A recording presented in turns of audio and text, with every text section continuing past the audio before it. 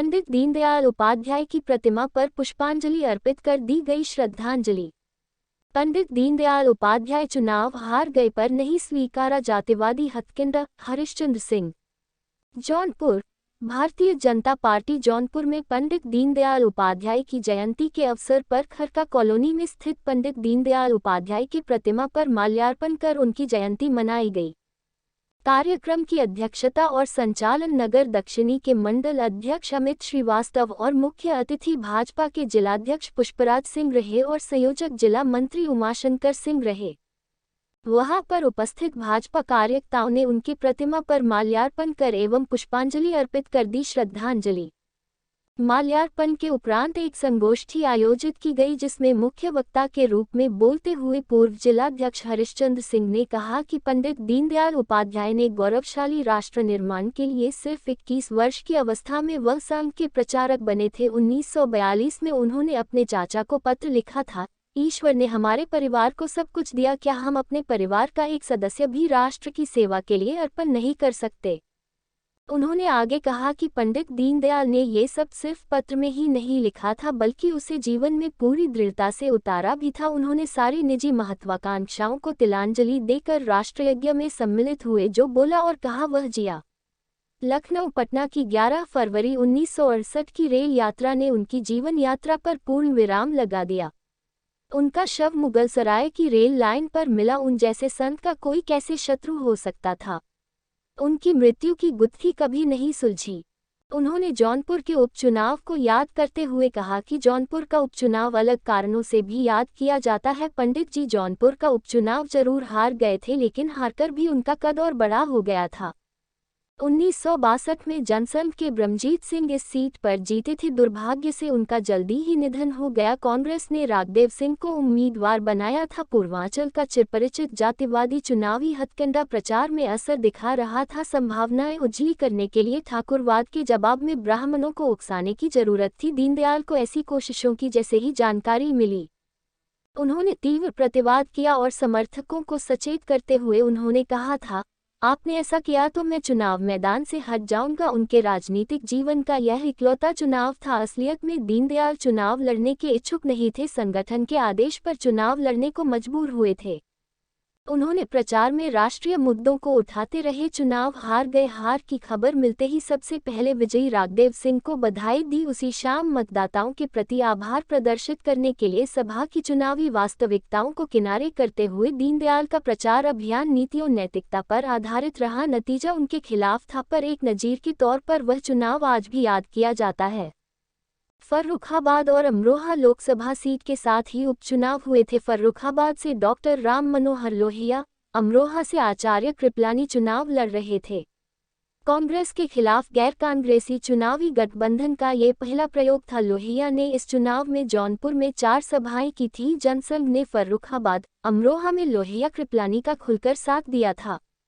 उन्होंने आगे कहा कि ग्वालियर चिंतन शिविर में उन्होंने अपनी मशहूर एकात्म मानववाद की अवधारणा पेश की। उन्होंने व्यक्ति समाज के भीतर शांति सद्भावना पैदा करने पर जोर दिया। उन्होंने ऐसे भारत की कल्पना की थी जो अपने अतीत की यशोगाथाओं से भी अधिक गौरवशाली होगा।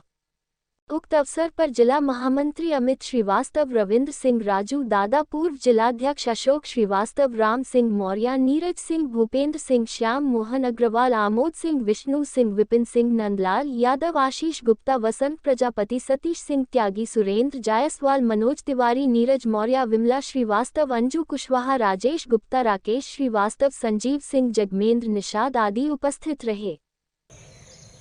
और सब लोगों के आग्रह के बाद अटल जी ने भी कहा चुनाव आपको लड़ना चाहिए और दीनदयाल जी ने स्वीकार कर लिया कि मैं जौनपुर से चुनाव लड़ूंगा। जौनपुर से दीनदयाल जी को टिकट मिला जनसंघ का, फर्रुखाबाद से अपने डॉक्टर लोहिया को टिकट मिला और अमरोहा से जेबी कृपलानी जी को टिकट मिला।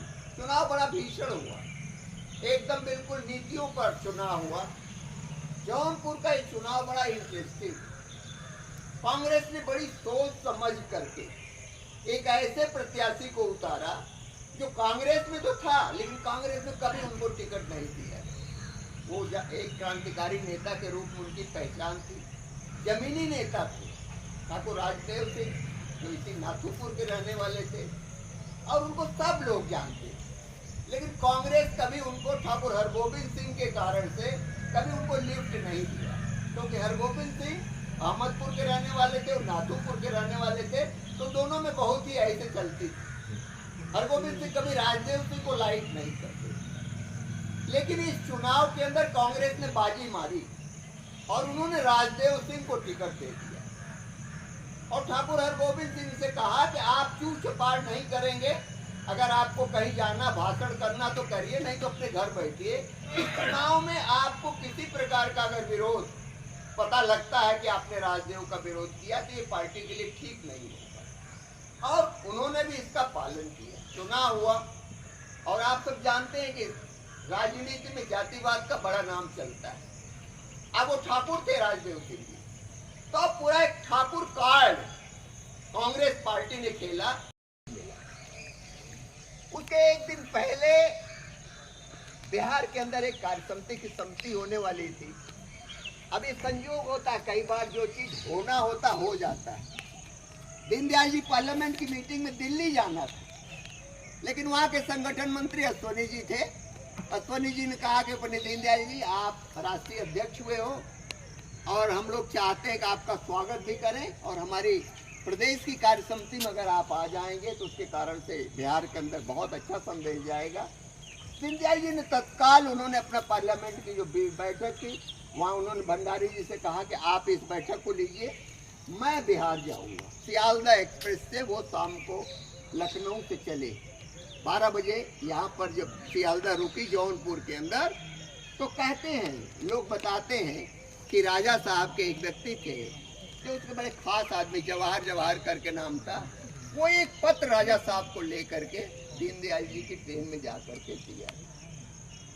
एक तरह से अंतिम वही व्यक्ति था जो दीनदयाल जी को जीवित देखा था। और जौनपुर से ही और बनारस के बीच में पंडित दीनदयाल जी की हत्या हो गई, और हत्या होने के बाद बड़ी योजना अनुसार, क्योंकि जिस बोगी में पंडित जी सफर कर रहे थे फर्स्ट क्लास की, वो बोगी सियालदा से कट करके दूसरे ट्रेन में लग करके पटना जाने वाली थी, सियालदा पटना नहीं जाती। तो उस बोगी को काटने के बाद जब वो यार्ड में खड़ी हुई बोगी, उस समय जो महाराज था जिन्होंने हत्या की थी, उन्होंने बड़ी योजना अनुसार लाश